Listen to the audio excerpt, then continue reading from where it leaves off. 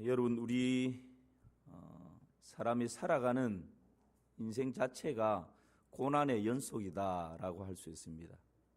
고난의 이유는 다 다르겠지만 이 산을 넘으면 이제 뭔가 탄탄대로가 펼쳐질 것 같던데 또 다른 산이 우뚝 솟아 있습니다.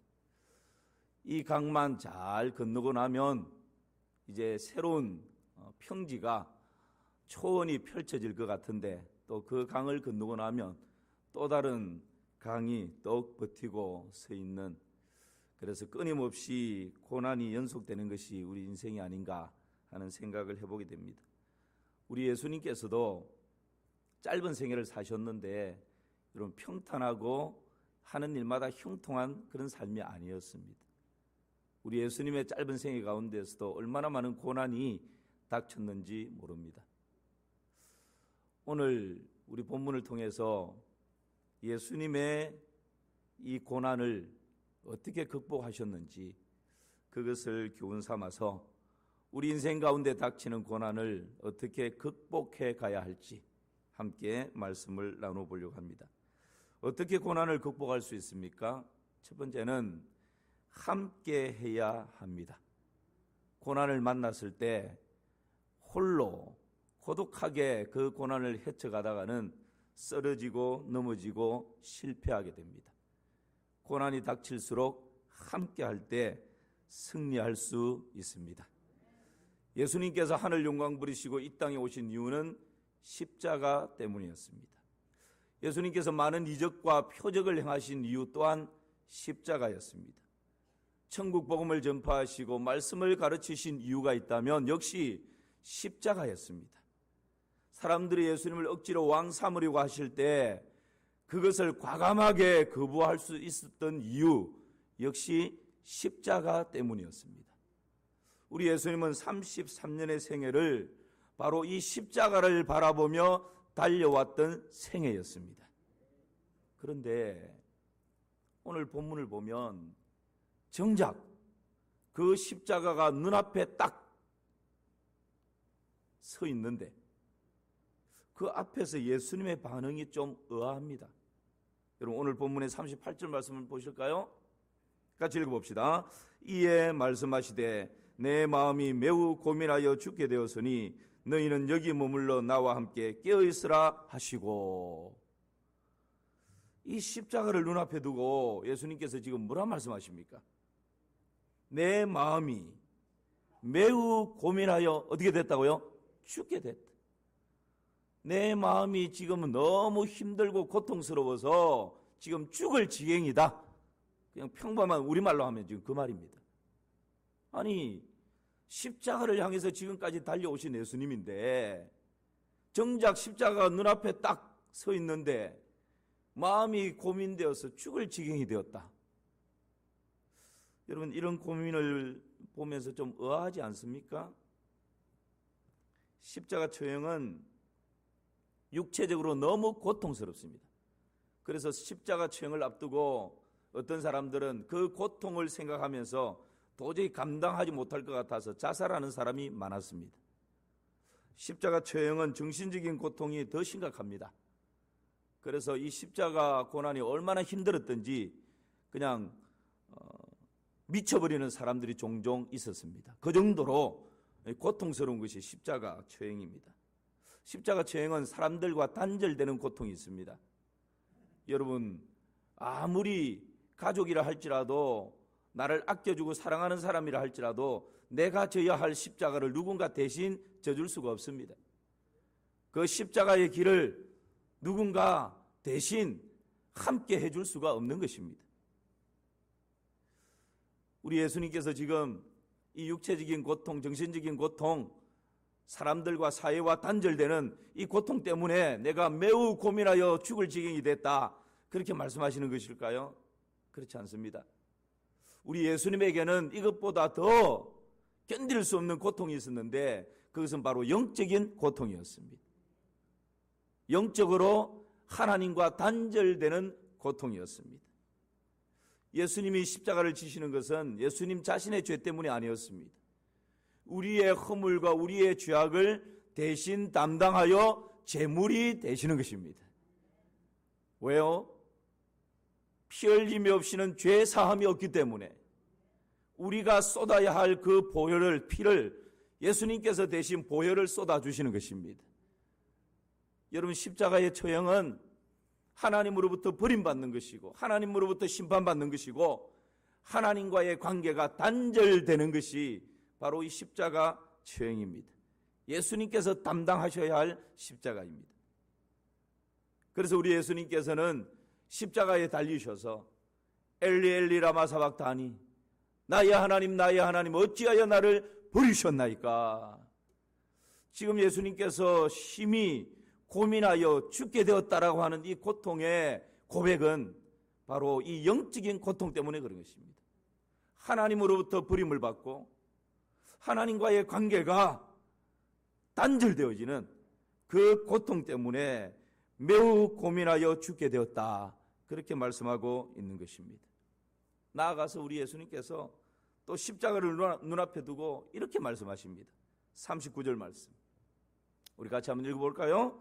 조금 나아가사 얼굴을 땅에 대시고 엎드려 기도하여 이르시되 내 아버지여 만일 할만하시거든 이 잔을 내게서 지나가게 하옵소서. 더 의아합니다. 아니, 십자가를 앞두고 고민하여 죽게 되었다라고 하는 그 정도는 또 이렇게 우리가 이해할 만한데 이제는 아예 이 십자가의 잔이 그냥 지나가게 해달라고. 여러분, 지금 이해가 되십니까? 예수님께서 하늘 아버지께 아버지여 만일 할만하시거든 이 잔을 내게서 지나가게 하옵소서. 얼마나 이 십자가의 영적인 고통이 컸던지 우리 예수님께서 지금 솔직한 이 마음의 고통과 이 고민을 이렇게 하나님께 내어놓고 있는 것입니다. 십자가의 고난 앞에 직면한 예수님의 진솔한 모습입니다. 우리 예수님은 이 고난을 어떻게 극복합니까? 여러분, 오늘 본문의 36절에서 38절을 한번 보십시오. 제가 천천히 읽겠습니다. 이에 예수께서 제자들과 함께 게세마네라 하는 곳에 이르러 제자들에게 이르시되 내가 저기 가서 기도할 동안에 너희는 여기 앉아 있으라 하시고 베드로와 세베대의 두 아들, 베드로 야고보 요한이죠. 세베대의 두 아들은 야고보 요한 두 아들을 데리고 가실새 고민하고 슬퍼하사 이에 말씀하시되 내 마음이 매우 고민하여 죽게 되었으니 너희는 여기 머물러, 같이 읽습니다. 나와 함께 깨어있으라 하시고. 여러분, 예수님께서는 지금 이 십자가 고난을 직면한 가운데 어떻게 극복합니까? 첫 번째는 함께함으로 극복합니다. 예수님께서 심히 고민하여 죽게 되었다고, 그리고 아버지여 할만하시건대 이 잔이 내게서 지나가게 하옵소서라고, 지금 이런 심각한 고난에 직면했는데 여러분, 예수님께서 그럼에도 불구하고 기도하시러 게세마네 동산으로 가십니다. 그런데 혼자가 아닙니다. 제자들과 함께 했고 기도의 현장에는 특별히 3명의 제자들과 함께 했습니다. 그 제자들이, 3명의 제자들이 누구라고요? 베드로, 우리 선생님들만 2명, 시작. 야고보, 요한. 그렇죠? 베드로와 야고보, 요한. 이 3명의 제자들을 예수님께서 함께 데리고 가십니다. 그리고 그 제자들에게 뭐란 말씀하십니까? 내 마음이 매우 고민하여 죽게 되었다. 솔직하게 지금 내 마음이 얼마나 고통스럽고 고민스러운지를 그 제자들에게 고백하는 것입니다. 그리고는 너희는 여기 머물러 나와 함께 어떻게 하라고요? 깨어 있어라. 무슨 말입니까? 지금 예수님께서 내 마음이 매우 고민하여 죽게 되었으니 너희들도 여기 나와 함께 머물면서 함께 깨어서 나를 위해서 좀 기도해다오. 예수님께서 여러분 기도에 요청하고 있는 것입니다. 기도의 동력자로 이 제자들과 지금 이 게세마네 동산에 함께하고 있는 것입니다. 여러분, 고난을 극복할 수 있는 첫 번째 비결은 함께 하는 것입니다. 만나서 원망하고 불평하는 사람이 아니라 만나서 내 마음에 있는 이 고민과 고통을 있는 그대로 고백할 수 있고, 그러니 나를 위해서 기도해달라고, 함께 기도하자고, 그렇게 기도를 요청할 수 있는 그런 동력자, 여러분, 이런 사람과 함께 할 때 고난을 이겨 나갈 수 있는 것입니다. 위기를 극복할 수가 있는 것입니다. 모세가 광야에서 아말렉과 전쟁을 치를 때에 저 산 꼭대기로 올라갑니다. 모세의 손이 들리면 누가 이겼죠? 이스라엘이 이깁니다. 모세의 손이 내려오면 아말렉이 이깁니다. 모세가 알았습니다. 그런데 영적 거장이었던 모세의 손이 시간이 지나면서 점점 떨어집니다. 여러분, 아무리 영적 거장이라 할지라도 독벌 장군이 없습니다. 혼자서는 못 이깁니다. 혼자서는 힘겹습니다. 그때에 누가 이 떨어지는 모세의 팔을 딱 받쳐줍니까? 아론과 훌이었습니다. 아론이 이쪽에서, 또 훌은 또 이쪽에서 그 떨어지는 모세의 팔을 받쳐줍니다. 그러니 모세의 팔이 해가 지도록 떨어지지 않습니다. 그럴 때에 여러분, 이스라엘이 대성을 거두게 되고 그 전쟁에서 승리하고 나서는 뭐라고 선포합니까? 여호와 니시, 하나님이 우리의 승리이시다. 하나님이 우리의 깃발이시다. 하나님께서 내 인생의 승리의 계가를 부르게 해주시는 것입니다. 혼자가 아니라 어떻게 할 때요? 함께 할 때. 믿을 만한 든든한 동력자들과 함께 마음을 나누고 기도를 요청하고 함께 손잡고 기도해 나갈 때 어떤 고난이라도 여러분 넉넉히 이겨나갈 수가 있는 것이죠. 혼자는 쉽게 넘어질 수 있지만 세 겹줄은 쉽게 끊어지지 않는 것입니다. 다니엘서 2장에 보면 느부갓네살 왕이 꿈을 꿨습니다. 잠에서 깨었는데 머리가 띵합니다. 왜요? 분명히 심상치 않은 꿈을 꾼 것 같은데 도대체 이 꿈이 어떤 꿈인지 생각이 안 나는 거예요. 그러니까 이 왕이, 여러분, 그 바벨론에 얼마나 머리 좋고 똑똑한 사람들이 많겠어요. 박수와 술객들. 그러니까 그 나라에 똑똑하고 머리 좋고 총명하고 그런 사람들을 다 모아가지고 내가 지금 꿈을 꿨는데 아무리 기억을 해내려고 해도 도저히 무슨 꿈인지 내가 알 수가 없다. 뭔가 이게 지금 심상치 않은 꿈인데 내가 모르겠다. 그러니까 너희들이 내가 꾼 꿈이 어떤 꿈인지 말하고 그 꿈을 정확하게 해몽해라. 여러분, 꿈을 이야기해주면 틀린 해몽이라도 뭐 이렇게 저렇게 속에는 옳은 대로 해몽을 할 수 있지 않겠습니까? 그런데 꿈을 말해주지도 않고 그 꿈이 무슨 꿈인지 말하고 그것을 해몽해라 그러니 아무리 머리가 좋아도 알 길이 없는 것이죠. 아무도 답을 못합니다. 그러니까 이 느부갓네살 왕이 화가 나가지고 이 박사와 술객들 다 죽여버리라 명령하죠. 지금 나라가 이 머리 좋고 똑똑한 사람 지금 다 죽을 지경에 놓였습니다. 그때에 여러분 다니엘이 급하게 느부갓네살 왕에게 요청하지 않습니까? 왕이시여, 조금만 시간적인 말미를 주십시오.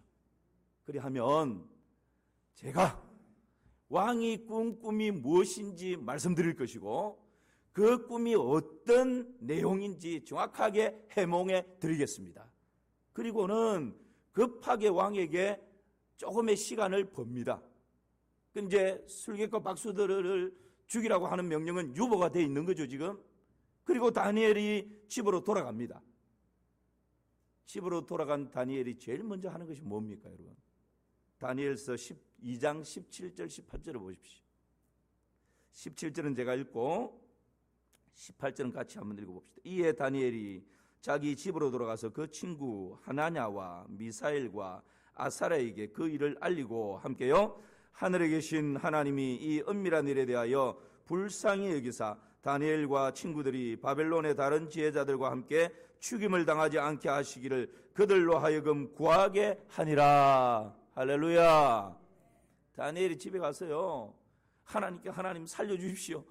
이거 이제 해몽 못하고 답을 말하지만 나도 죽습니다. 막 혼자 하나님께 금식하면서 매달린 게 아니에요. 집으로 돌아가서 제일 먼저 찾은 것이 뭡니까? 친구들. 여기서 하냐냐, 미사엘, 아사라라고 하는 이 친구들은 본래의 사드락과 메삭과 아벳느고의 본 이름이에요. 그러니까 다니엘의 세 친구 사드락과 메삭과 아벳느고에게 지금 이 사실을 이야기하고 이런 위급한 이런 고난에 직면했으니 너희들 함께 기도하자, 함께 기도하라고. 그렇게 여러분 기도를 요청하는 것입니다.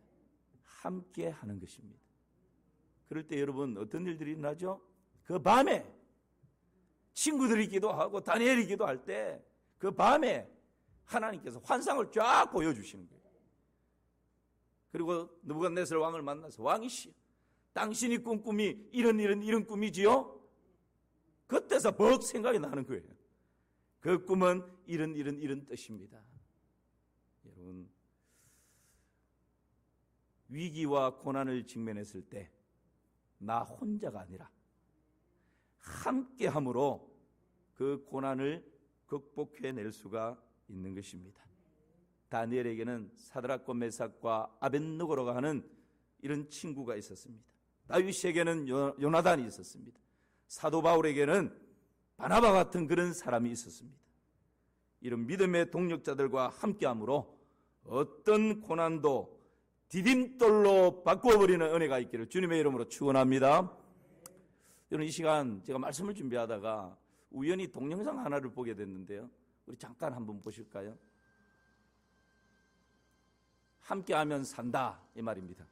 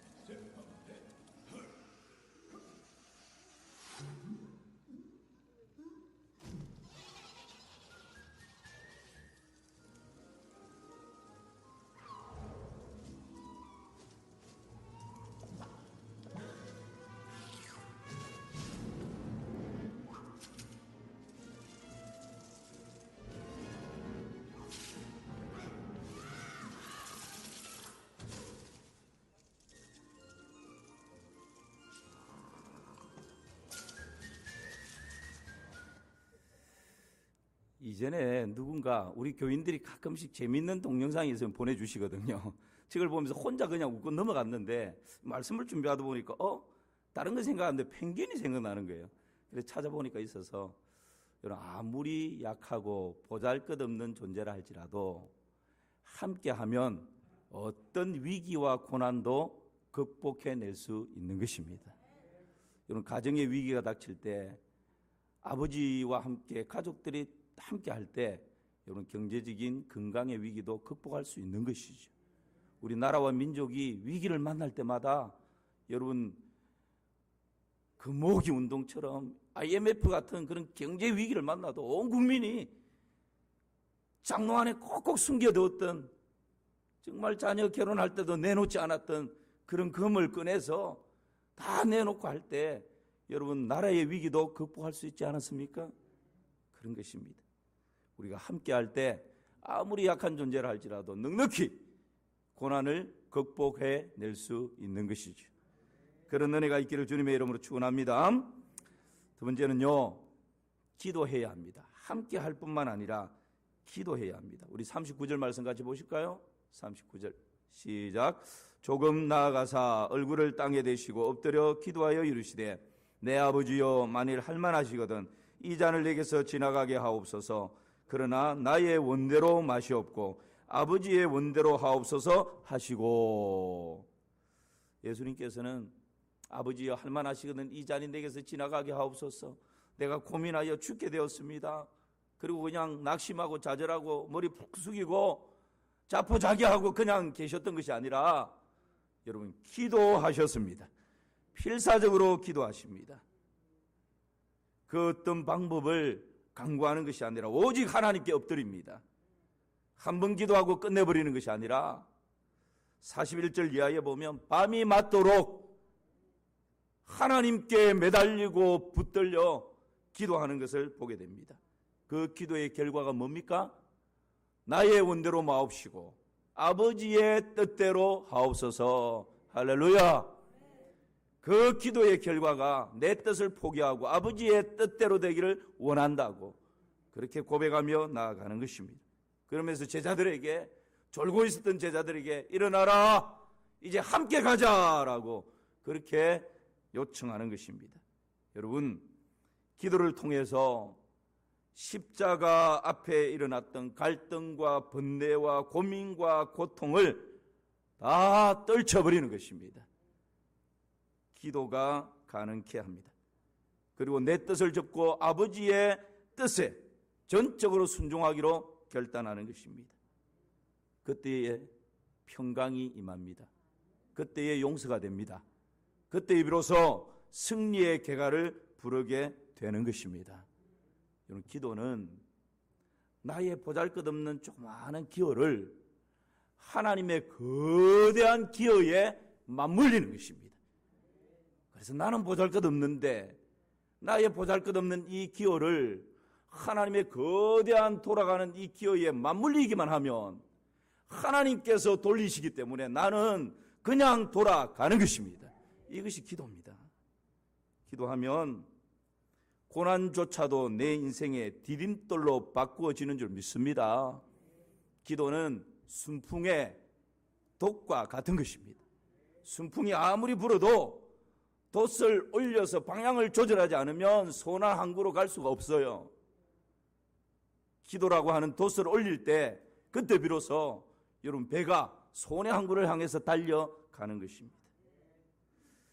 프랑스의 수사학자인 종교 수사학자이면서 종교 철학자였던 파스칼은 우리 인간을 두 가지로 정의를 했습니다.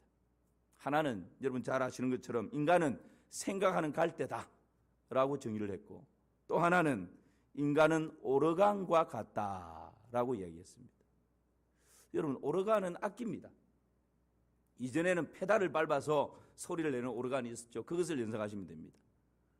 오르간은 악기이고 그 악기가 소리 나려면 누가 있어야 되죠? 연주자가 있어야 됩니다. 그런데 여러분, 아무리 비싼 멋진 오르간이 있고 세계에서 가장 뛰어난 연주자가 있다 할지라도 바람이 공급되지 않으면 오르간은 소리가 나지 않는 것입니다.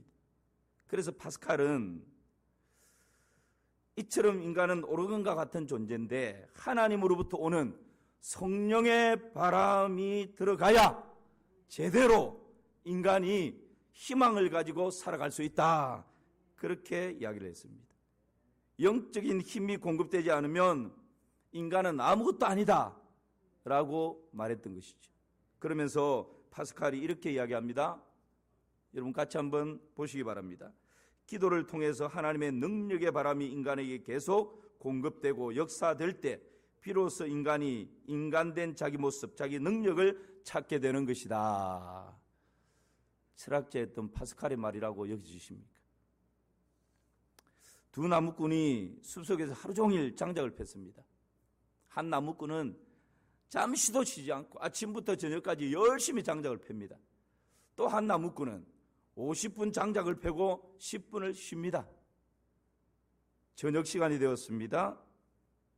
산더미처럼 두 사람이 편 장작이 쌓여 있습니다. 그런데 자세히 보니까 쉬지 않고 하루 종일 장작을 폈던 사람보다 50분 장작을 펴고 10분을 쉬었던 사람의 장작이 더 많이 쌓여 있는 거예요.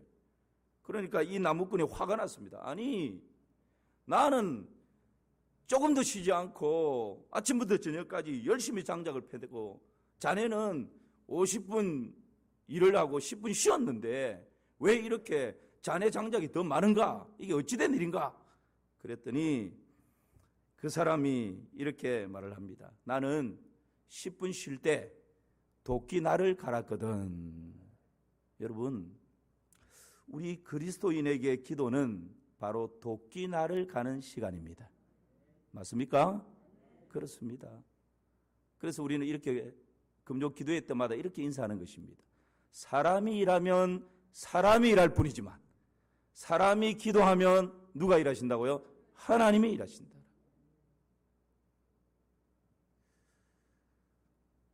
바쁘다고 기도를 게을리해서는 안 됩니다. 아무리 바빠도, 아무리 갈 길이 바빠도 여러분 주유소에 들리지 않으면 중간에서 멈춰버려요. 우리가 아무리 바빠도 주유소 들리지 않습니까? 아무리 바빠도 여러분 기도 없이 달려가다가는 인생이 갑자기 어느 순간 멈춰버릴 수가 있습니다. 바쁠수록 더 기도해야 하고 위기를 만날수록 더 기도해야 하고 고난에 직면할수록 더 기도해야 되는 것입니다. 예수님께서 그리 하셨기 때문에 그렇습니다. 우리 옆 사람 쳐다보면서 인사합시다. 기도하면 됩니다.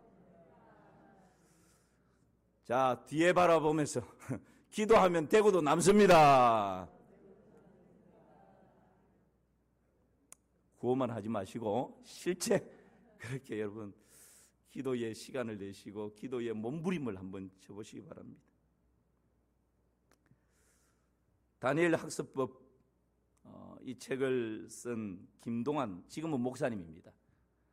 김동환 목사님은 4년 동안 서울대학을 다니면서 평균 99.26 거의 만점 수준이죠.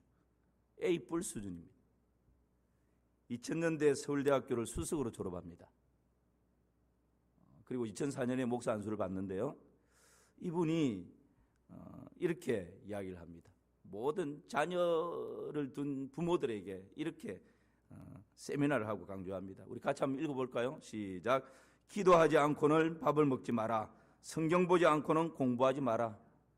이게 수석 졸업한 비결이라.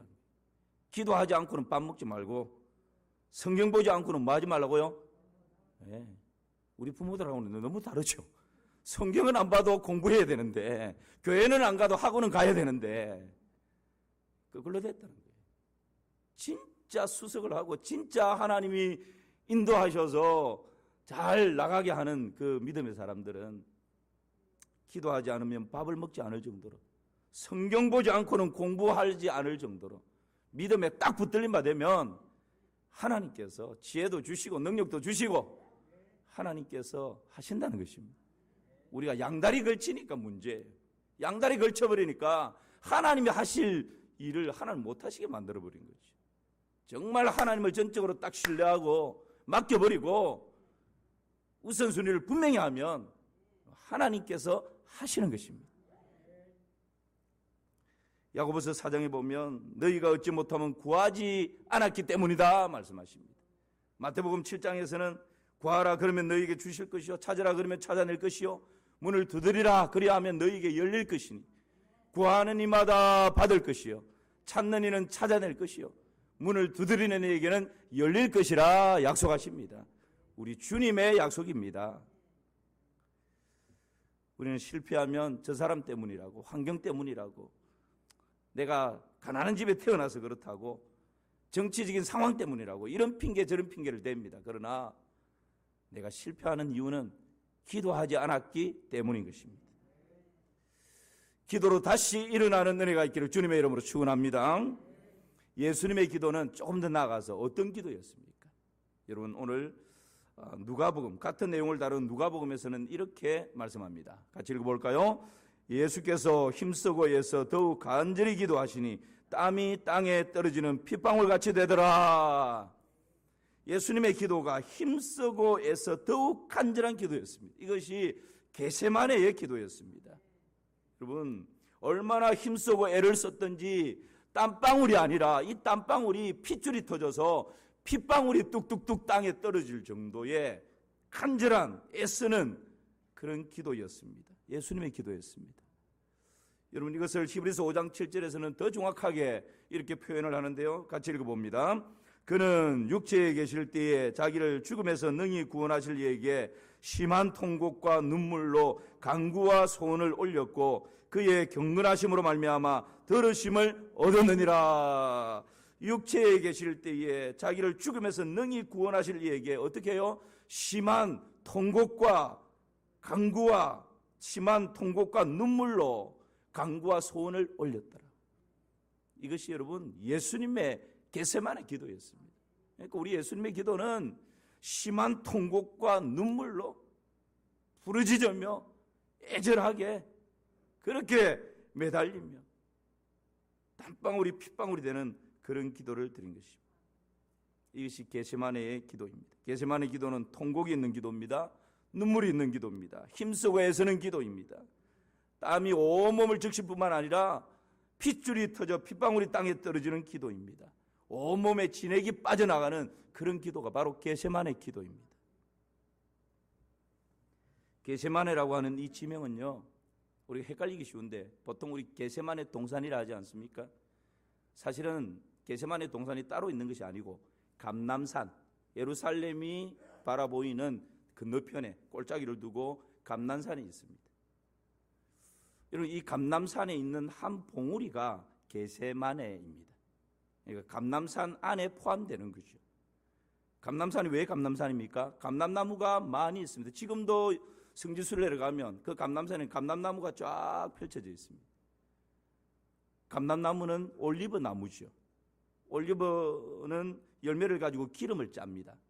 그런데 이 겟세마네라고 하는 뜻이 기름 짜는 털, 기름을 꽉꽉 짜내는 털, 이런 의미를 가지고 있습니다. 올리브 기름을 짤 때 4번에 걸쳐서 짜는데요. 첫 번째는 뭐 살짝 짜도 참기름을 짤 때도 마찬가지지 않습니까? 처음에는 살 짜도 기름이 주르륵 나옵니다. 좋은 기름이 있죠. 올리브 기름을 짤 때 첫 번째 돌을 올려서 살짝 짭니다. 그리고 좋은 기름이 나올 때 그것을 성전 촛대나 대제사장 또는 왕을 기름 부어 세울 때, 그럴 때 사용을 합니다. 그리고 두 번째 기름을 짤 때는 추를 하나 더 올립니다. 첫 번째 기름이 나왔으니까 조금 더 무거워야 되겠죠. 추를 하나 더 올려서 기름을 짭니다. 그리고는 그 기름은 가정의 식용으로 사용합니다. 세 번째는 좀 더 무거운 추를 올립니다. 그래서 세 번째 기름을 짜는데 그 기름으로 등장 기름을 쓰기도 하고 화장품을 만들기도 합니다. 약품으로 사용하기도 합니다. 그리고 네 번째는 모든 추를 다 올려가지고 마지막 그 올리브 기름 한 방울까지라도 꽉꽉 짜서 마지막까지 짜냅니다. 그리고는 비누를 만드는 데 사용합니다. 여러분, 지금 가만히 보십시오. 이 겟세마네에서 올리브 기름을 이렇게 짜내는데 우리 예수님께서 겟세마네에 와서 십자가를 앞에 두고 기도하시는데 심한 통곡과 눈물로, 기도와 간구로 그 땀방울이 핏방울이 되는 기도를 하시는 거예요.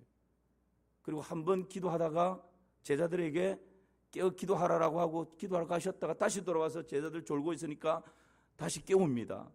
그리고 또 가서 또 돌아와서 시험에 들지 않도록 기도하라고. 그리고 또 가셨다가 또 돌아와서 이제는 일어나 함께 가자.